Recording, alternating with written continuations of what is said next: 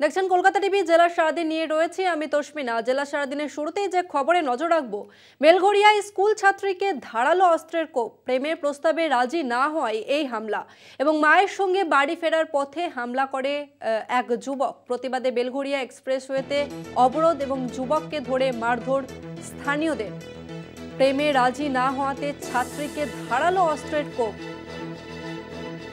আর এ নিয়ে আরো বিস্তারিত জানবো, আমাদের সঙ্গে রয়েছে প্রতিনিধি জয়ন্ত মজুমদার। জয়ন্ত, ঠিক কি জানা যাচ্ছে এই মুহূর্তে ছাত্রী কেমন রয়েছে? দেখো, এই মুহূর্তে কিন্তু যথেষ্ট আশঙ্কাজনক অবস্থায় রয়েছেন ওই স্কুল ছাত্রী এবং কলকাতার একটি বেসরকারি হাসপাতাল, সেখানে কিন্তু তাকে এই মুহূর্তে অ্যাডমিট করা হয়েছে এবং তার কিন্তু ট্রিটমেন্ট চলছে বলতে পুলিশের সূত্রের খবর অনুযায়ী জানতে পারা যাচ্ছে। তবে ভর দুপুরবেলা যে ধারালো অস্ত্র দিয়ে এলোপাতারি যে ক্ষোভের ঘটনা, সেই ক্ষোভের ঘটনা কিন্তু এলাকায় যথেষ্ট চাঞ্চল্যের আতঙ্ক সৃষ্টি হয়েছে এবং স্থানীয় মানুষরা তারা বলছেন যে এই এলাকায় এই ধরনের ঘটনা ফলতে কিন্তু যারা মহিলারা রয়েছে তাদের উপরে কিন্তু যথেষ্ট আতঙ্ক সৃষ্টি হয়েছে এবং মানুষ কিন্তু ইতিমধ্যে বিক্ষোভ দেখাতে আরম্ভ করেছিলেন। পরবর্তীতে পুলিশ কিন্তু সেই পরিস্থিতিকে নিয়ন্ত্রণে আনে এবং কিন্তু ইতিমধ্যে ওই যে যুবক ধারালো অস্ত্র দিয়ে কোপ দিয়েছিল, সে কিন্তু ইতিমধ্যে তাকে গ্রেফতার করেছে বেলঘরিয়া থানার পুলিশ, এমনটা কিন্তু জানতে পারা যাচ্ছে। জয়ন্ত, অভিযুক্তকে কি পুলিশ গ্রেফতার করেছে, কি জানতে পারছো? হ্যাঁ দেখো, অভিযুক্ত যে যুবক রয়েছে তাকে কিন্তু পুলিশ গ্রেফতার করেছে এবং তাকে কিন্তু পুলিশ ইতিমধ্যে বেলঘরিয়া থানায় নিয়ে গেছে, তেমনটা কিন্তু জানতে পারা যাচ্ছে। এবং গোটা ঘটনা এবং তোকে জানিয়ে রাখবো, ব্যারাকপুরের যিনি যে এসিপি রয়েছেন এবং বেলঘরিয়া থানার যিনি এসিপি রয়েছেন ব্যারাকপুর পুলিশ কমিশনারেটের, তিনি কিন্তু উপস্থিত হয়েছেন। তিনি মানুষের থেকে তথ্য নিয়ে কিন্তু গোটা ঘটনা যাচাই করেছেন এবং ইতিমধ্যে কিন্তু পুলিশি নিরাপত্তার অঞ্চলটিকে মুড়ে দেওয়া হয়েছে এবং স্থানীয় মানুষ কিন্তু নেমে কিন্তু প্রতিবাদ জানাচ্ছেন যে কেন স্কুল ছাত্রীর উপর এই ধরনের ঘটনা ঘটলো। এই তীব্র প্রতিবাদ এবং তীব্র নিন্দা জানায় এই ধরনের ঘটনায়। জয়ন্ত, পুলিশ সূত্রে কি জানতে পারছো, অভিযুক্ত কি একজনই ছিল নাকি এর সঙ্গে আরো কেউ যুক্ত? দেখো, যারা স্থানীয় মানুষরা বলছেন, যারা প্রত্যক্ষদর্শী ছিলেন, তাদের মত অনুযায়ী ওই যে যুবক ছিল সেই যুবকের সঙ্গে ওই স্কুল ছাত্রী কিছুদিন আগে ওই যুবকের স্কুল ছাত্রীকে একটি প্রেমের প্রস্তাব দেয়। পরবর্তীতে স্কুল ছাত্রী সেই প্রস্তাবে রাজি না হওয়ায় পুরোপুরি ভাবে প্রি প্ল্যান মাফিক কিন্তু আজকে প্রফুল্লনগর অঞ্চলে বেলঘরিয়া 18 নম্বর ওয়ার্ড সেই জায়গায় কিন্তু এই ধরনের ঘটনা ঘটায়। এমনটা কিন্তু স্থানীয় মানুষরা যারা প্রত্যক্ষদর্শী ছিলেন তারা বলছেন যে আমাদেরই এলাকার ছেলে মেয়ে দুজন এবং এই ঘটনা কিন্তু ঘটেছিল, তার জেরে কিন্তু আজকে এই ধরনের বড় একটা স্টেপ নিতে দেখা গেল ওই যুবককে। বেশ, ধন্যবাদ তোমাকে জয়ন্ত। আমরা কথা বললাম প্রতিনিধি জয়ন্ত মজুমদারের সঙ্গে।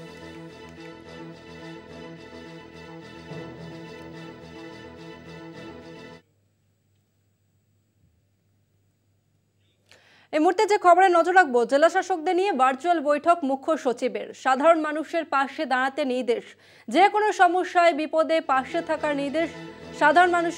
সাধারণ মানুষ ঠিকমতো পরিষেবা পাচ্ছেন কিনা তা দেখার নির্দেশ জেলা শাসকদের। এ নিয়ে আরো বিস্তারিত জানবো, আমাদের সঙ্গে রয়েছে বিশেষ প্রতিনিধি দীপ্তিমান ভট্টাচার্য। দীপ্তিমান, আজ ঠিক কি নির্দেশ দেওয়া হলো? দেখো, আজকে প্রথম মুখ্য সচিব হওয়ার পরে কিন্তু জেলা শাসকদের সঙ্গে বৈঠক করেন নতুন মুখ্য সচিব এবং তিনি কিন্তু যেটা বলেছেন, প্রত্যেক জেলা শাসকের সঙ্গে কথা বলে প্রথমে কিন্তু জল জীবন মিশন নিয়ে তিনি একদম পুরো বিষয় জানতে চেয়েছেন যে কোন কোন এলাকার কি কি অবস্থা রয়েছে, কোন জেলার কি পরিকাঠামো রয়েছে, কতদূর কি হয়েছে, এই প্রকল্পের কাজ কতদূর এগিয়েছে এবং যেখানে যেখানে যত দ্রুততার সঙ্গে কাজ শেষ করে সেটার নির্দেশ তিনি যেরকম দিয়েছেন। তার পাশাপাশি তিনি বলেছেন সাধারণ মানুষকে পরিষেবা দেওয়া নিয়ে যাতে কোনো রকম কোনো অভিযোগ না আসে এবং এইটাকে নিশ্চিত করতে হবে যে সাধারণ মানুষ যেন পরিষেবা পায়। সব থেকে বড় বিষয়, যখন কোনো মানুষ বিপদে পড়বে সেই সময় যেন তার পাশে সবসময় দাঁড়ায় জেলা শাসক এবং তারা যেন সবসময় মানুষের পাশে থেকে মানুষের সঙ্গে নিয়ে যেন কাজকর্ম করে। এই নিয়ে তিনি আজকে প্রথম দিনের বৈঠক করেছেন এবং এরপর বিভিন্ন পরিকল্পনা যে রয়েছে সেই পরিকল্পনার কাজকর্ম কতদূর এগিয়েছে, কি হয়েছে না হয়েছে, সেই বিষয়গুলো নিয়ে তিনি আজকে খোঁজ খবর নেন। বেশ, ধন্যবাদ তোমাকে দীপ্তিমান। আমরা কথা বললাম বিশেষ প্রতিনিধি দীপ্তিমান ভট্টাচার্যের সঙ্গে।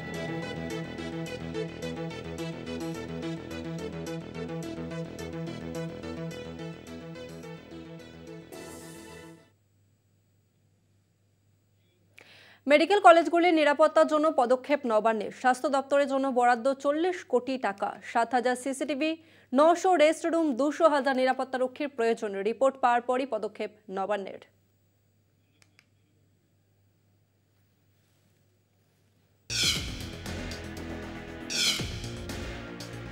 12 বছর আগের নির্ভয়া কাণ্ড থেকে আরজিকর কাণ্ড, বারবার প্রশ্নের মুখে বিচার ব্যবস্থা। কর্মক্ষেত্র হোক বা রাস্তা, কোথায় নিরাপত্তা? মহিলাদের নিরাপত্তায় কি কি পদক্ষেপ নিয়েছে রাজ্য তথা কেন্দ্র?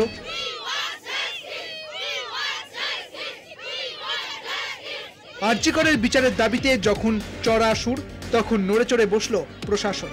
তড়িঘড়ি মেডিকেল কলেজ হাসপাতালগুলিতে মহিলা সুরক্ষা নিশ্চিত করার হিড়িক। রাজ্য জুড়ে 28টি মেডিকেল কলেজ ও ইনস্টিটিউটের নিরাপত্তায় কি কি প্রয়োজন তার রিপোর্ট চাই নবান্ন। এবার সেই রিপোর্ট দেখেই নবান্নের প্রথম পদক্ষেপ, স্বাস্থ্য দপ্তরকে 40 কোটি টাকা বরাদ্দ নবান্নের। স্বাস্থ্য দপ্তরকে নবান্নর 40 কোটি টাকা বরাদ্দ। রাজ্যে মোট মেডিকেল কলেজের সংখ্যা 28টি কলেজে প্রয়োজন 900টি রেস্ট রুম, প্রয়োজন প্রায় 2000 সিকিউরিটি, প্রায় 7000 সিসিটিভির প্রয়োজন।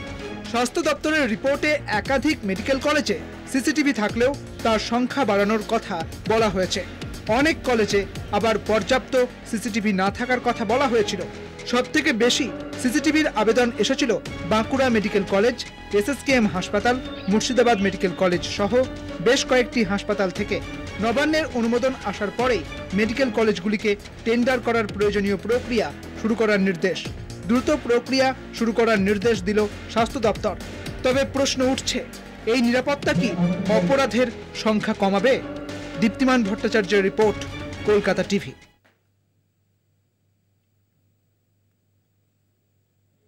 সরানো হলো কল্যাণী জেএনএম হাসপাতালের অধ্যক্ষকে। যোগ্যতা কম থাকায় পদ ছাড়তে নির্দেশ, দাবি অপসারিত অধ্যক্ষের। হাসপাতালের পরিকাঠামোগত পরিবর্তন সহ একাধিক দাবিতে বিক্ষোভ পড়ুয়াদের।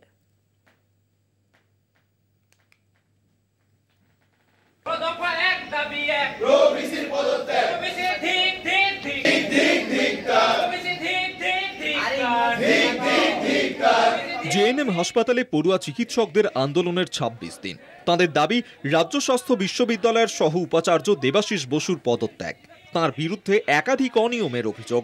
পড়ুয়া চিকিৎসকদের আরও অভিযোগ, নিরাপত্তার অভাব, পর্যাপ্ত জলের ব্যবস্থার জন্য সহ উপাচার্যের সঙ্গে তারা কথা বলতে চাইলে তাদের সঙ্গে দুর্ব্যবহার করা হয়। আমাদের যে নিরাপত্তা ব্যবস্থা, সিকিউরিটি, আমাদের সিসিটিভি ক্যামেরা বা আমাদের পর্যাপ্ত জলের পরিমাণ বা অন কল, এই সমস্ত কাজের ভূমিকা নিয়ে আমরা প্রশ্ন করতে আসি যে স্যার আমাদের এগুলো কত দূর এগোলো। তো আমাদের ইউনিভার্সিটির অথরিটির হেড হচ্ছে আমাদের professor doctor Debashis Basu sir. তো ওনাকে ফোন করা হয়, তো উনি খুব উপস্থিত সকল ছাত্রদের সামনে উনি এক ধরনের খুব খারাপ ব্যবহার করেন। উনি কি বলেন যে আমি কিছু করতে পারবো না। প্রিন্সিপাল স্যারকে বলেন তুমি ছেলেদেরকে কনভিন্স করো, যে কনভিন্স করতে না পারো তাহলে তুমি পোস্ট থেকে রিজাইন দিয়ে দাও। আন্দোলন চলছিলই। মঙ্গলবার থেকে অধ্যক্ষের ঘরের সামনে ধর্নায় বসেন পড়ুয়া চিকিৎসকরা।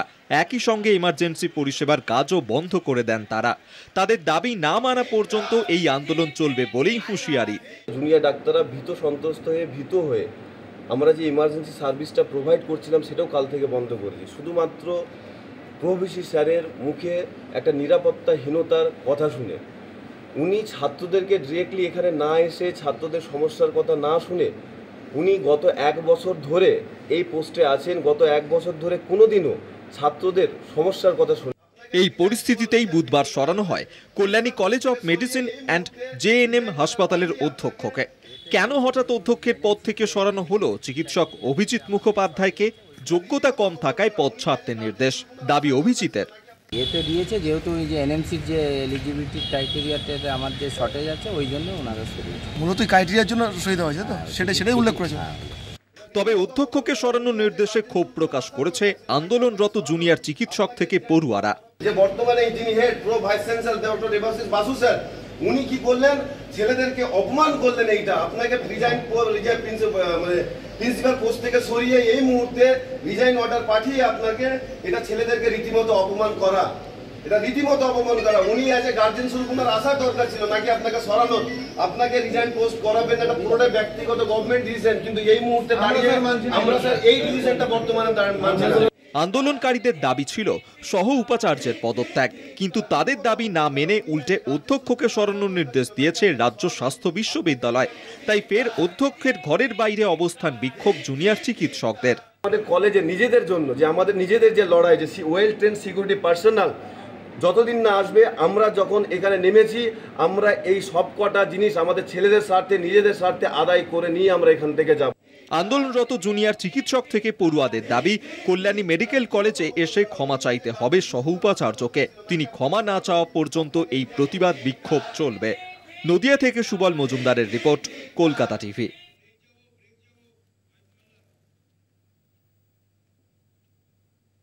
জেলা সারাদিনে এখন সময় একটা বিরতি, ফিরছি আরও অন্যান্য খবর নিয়ে, সঙ্গে থাকুন। আরজিকর কাণ্ডের মধ্যে তৃণমূলপন্থী ছাত্রনেতাদের দাদাগিরি প্রকাশ্যে, কলেজের এক ডাক্তারি পড়ুয়াকে ফেল করিয়ে দেওয়ার হুমকি। কল্যাণী জেএনএম কলেজের হুমকির অডিও ভাইরাল, ছাত্রীকে মানসিক ও শারীরিক হেনস্থার অভিযোগ। আরজিকর কাণ্ডের রেশ এখনো কাটেনি। চিকিৎসককে খুন ধর্ষণের ঘটনায় দিকে দিকে বিক্ষোভ, চড়ছে সুর, উঠছে উই ওয়ান্ট জাস্টিস স্লোগান। এই আবহে এক ভাইরাল অডিও ঘিরে চাঞ্চল্য ছড়ালো কল্যাণী জেএনএম কলেজে। ইউনিয়নের কথা মতো না চললে পরীক্ষায় ফেল করিয়ে দেওয়ার হুমকি। ভাইরাল অডিও ঘিরে রাজনৈতিক চর্চা।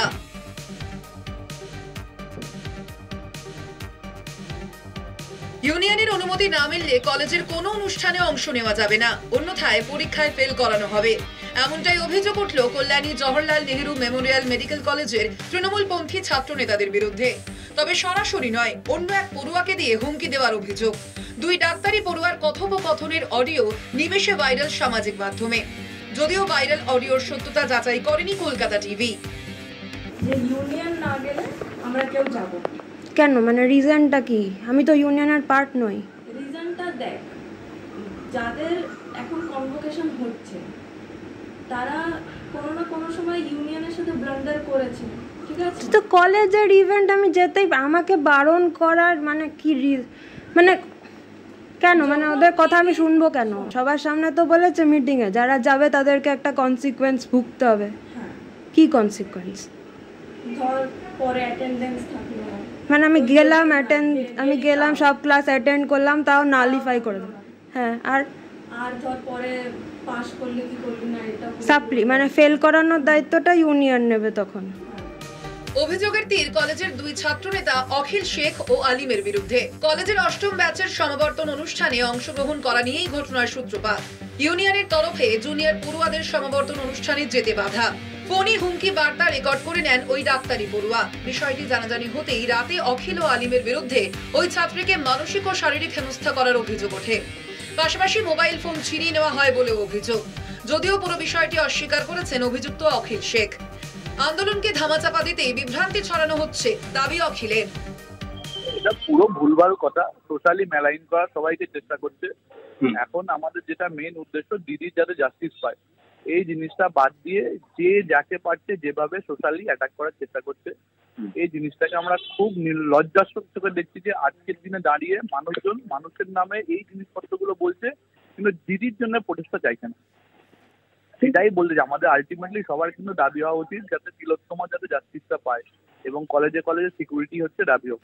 এই জিনিসপত্রগুলো যদি কেউ বলে থাকে তাকে অফিসিয়ালি কমপ্লেন করতে বলুন এবং অফিসিয়ালি এইগুলোকে মুভ করতে বলুন। আমরাও আমাদের মতন অফিসিয়ালি মুভ করবো। কেন একটা ছেলের নামে বা একটা ছাত্রের নামে বলে দিলেই তো হলো না, যে যার মতন হচ্ছে বলছে ছড়াচ্ছে, এই জিনিসপত্রগুলোকে আমরাও মেনে নেব না। এবং এই জিনিসপত্রগুলো যদি কেউ কমপ্লেন করে আমরা লিগালি মুভ করতে একদম রেডি আছি। ঘটনার প্রেক্ষিতে থানায় লিখিত অভিযোগ দায়ের করেছে ছাত্রীর পরিবার। উঠে এসেছে আরজিকরের প্রাক্তন অধ্যক্ষ সন্দীপ ঘোষের ঘনিষ্ঠ অভিকদের নামও। অভিকের মদতেই এই হুমকি দেওয়া হয়েছে বলে অভিযোগ। যদিও আরজিকরের ঘটনার পর সন্দীপ ঘনিষ্ঠ এসএসকেএম এর পিজিটি অভিক দেকে দল থেকে সাসপেন্ড করেছে তৃণমূল ছাত্র পরিষদ। অন্যদিকে সরানো হয়েছে কল্যাণী জেএনএম হাসপাতালের প্রিন্সিপাল অভিজিৎ মুখোপাধ্যায়কেও। যদিও যোগ্যতা কম থাকায় তাকে সরানো হয়েছে বলে দাবি খোদ প্রিন্সিপালেরই। এই ঘটনায় শুরু রাজনৈতিক চাপানুতোর।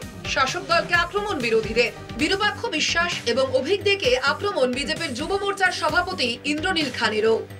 এখানে তৃণমূল কংগ্রেসের যারা আছে তারা তো সেই আছে, অতএব যদি কোনো হিংস্র জন্তু যদি থাকে আর বা মানুষ যদি যতই চিৎকার করুক, হিংস্র জন্তুরই কাজ করবে।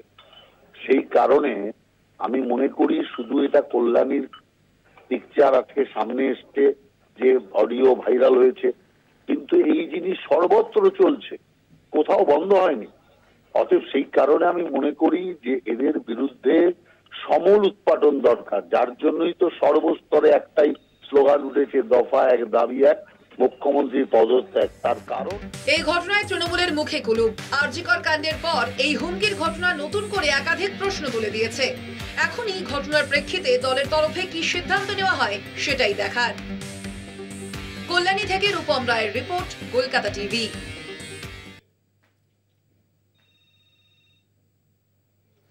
চিকিৎসা মেলে না সুস্বাস্থ্য কেন্দ্রে, অন্ধকারে সুস্বাস্থ্য কেন্দ্রের দখল নেয় সমাজ বিরোধীরা। কুকীর্তির প্রমাণ লোপাটে ভেঙে ফেলা হয়েছে সিসিটিভি ক্যামেরা। বানারহাটের সাঁকুয়াঝোড়ার সুস্বাস্থ্য কেন্দ্রের হাল ফেরানোর দাবি তুলেছেন এলাকাবাসী।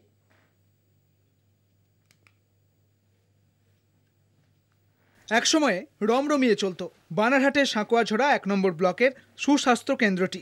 দূর দূরান্ত থেকে রোগীদের আনাগোনা লেগে থাকত। প্রশাসনিক উদাসীনতায় বেহাল দশা সুস্বাস্থ্য কেন্দ্রটির। আগাছা ভরেছে চত্বরে। বারবার সংশ্লিষ্ট মহলকে জানিয়েও মেলেনি সমস্যার সুরাহা। কোয়ার্টারগুলির বেহাল দশায় কোয়ার্টার ছেড়েছেন ডাক্তারবাবুরা। একজনকে দিয়ে কোনো রকমে চলছে চিকিৎসা পরিষেবা। অভিযোগ, রাত বাড়লেই সুস্বাস্থ্য কেন্দ্রে বসছে সমাজ বিরোধীদের আড্ডা। এমনকি অপরাধের প্রমাণ না রাখতে ভেঙে ফেলা হয়েছে সিসিটিভি ক্যামেরা। হাসপাতাল চত্বরে ছড়িয়ে ছিটিয়ে রয়েছে অসামাজিক আড্ডার চিহ্ন। ঢুকে মনে হয় এখানে তো কেউ নাই, চৌকিদার নাই, কেউ নাই, স্টাফই নাই, তো ঢুকবেই তো। এখানে ফাঁকা জায়গা। আলো থাকছে রাতে?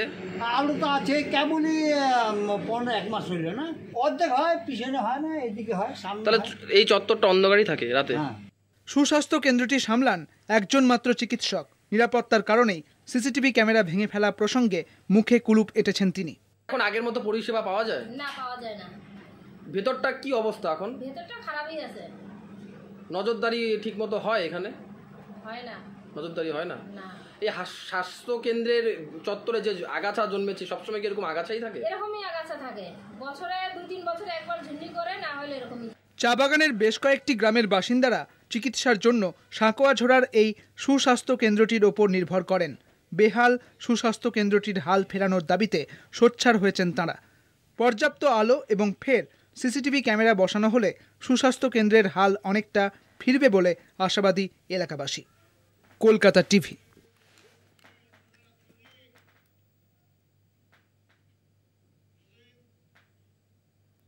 জেলা সারাদিন এখন এই পর্যন্তই। দেখতে থাকুন কলকাতা টিভি, রাত দিন 7 দিন।